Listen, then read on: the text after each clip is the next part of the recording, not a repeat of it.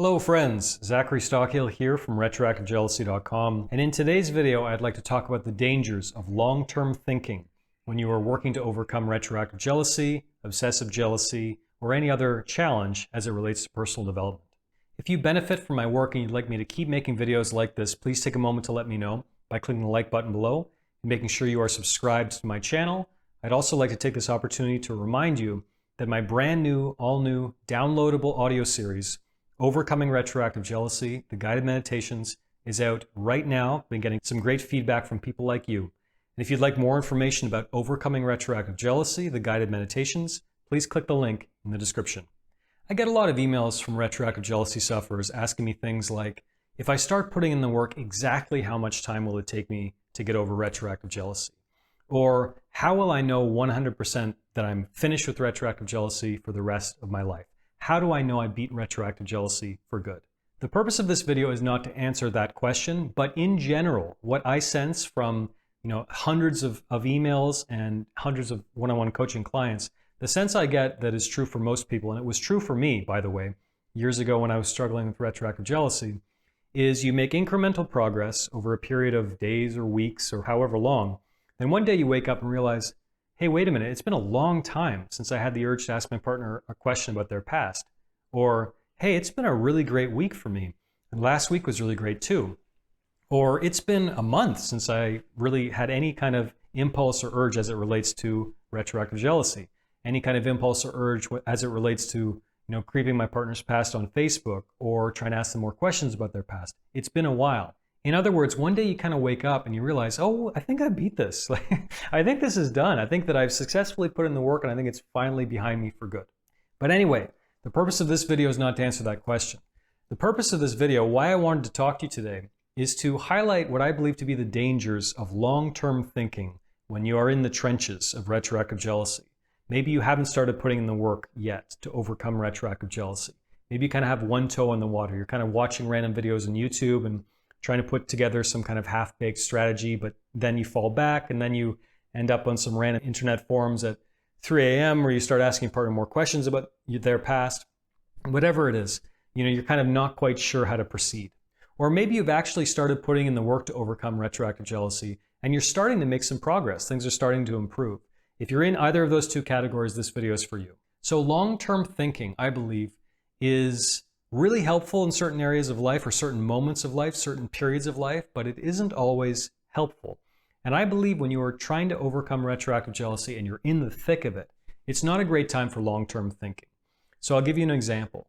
I get a lot of emails from people who say, when will I be done with this for good? Or when will this be totally gone? Or if I put in the work or do this or do that, how long will it take to be gone for good? How do I know I'm winning, basically? How do I know I'm really beating this thing? And I would recommend, if you really want to make progress and you really want to give yourself the best possible chance to beat retroactive jealousy for good, bring your frame of reference, smaller. Make it smaller. Stop thinking in terms of weeks or months or years and think about today. Bring your focus back to the present moment and start noticing wins along the way with a more narrow frame of reference. What does that mean? If you had a great day and it was much better than yesterday, that's a win. If you have a peaceful hour that was way better than the previous hour, that's a win. That's something to feel really good about. If this week was much better than last week, overall, there may have been some bumps in the road along the way. You may have had a setback or two, but overall, was this week better than last week? I'd say that's a huge win in my book. The point is to make your frame of reference smaller and to always bring the attention back to the present moment, because that's the only real thing we have any kind of influence over. The past is the past. The future is a mystery. All we have access to, and really all that is important, is the present moment. And the more you bring your focus back to the present moment, the more you realize that you have agency.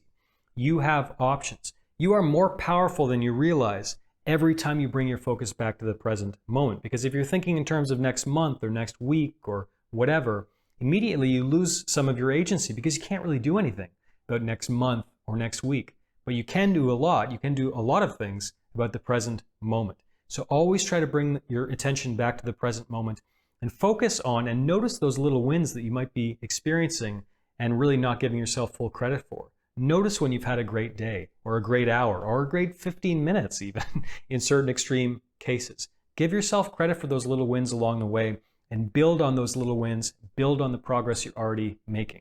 I also think it's not a great time, we're talking about long-term thinking.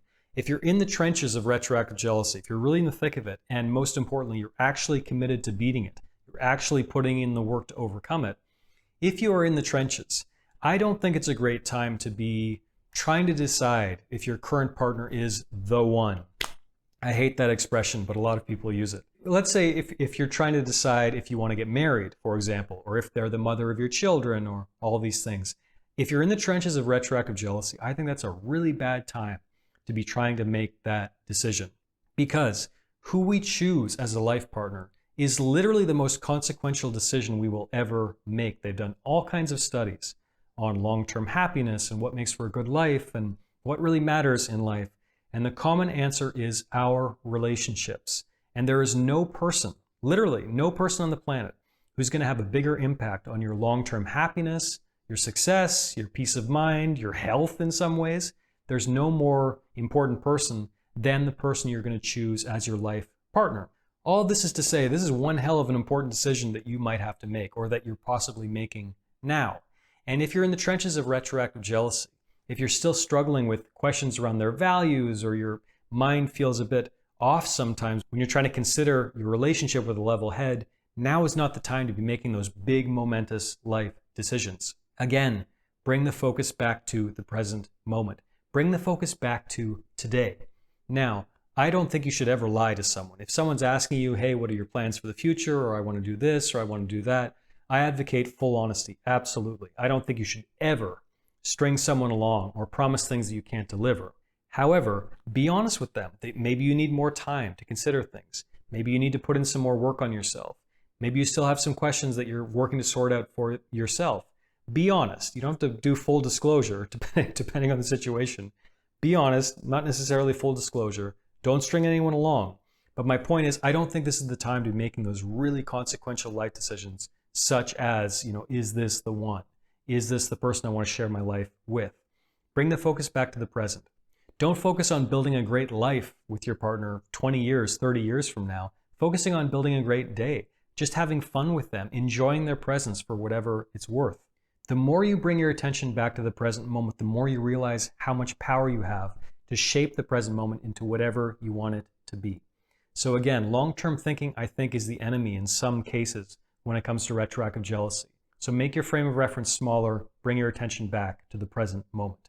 Thanks for watching this video. If you enjoyed this video, please take a moment to let me know by clicking the like button below and making sure you are subscribed to my channel, and I'll talk to you again very soon.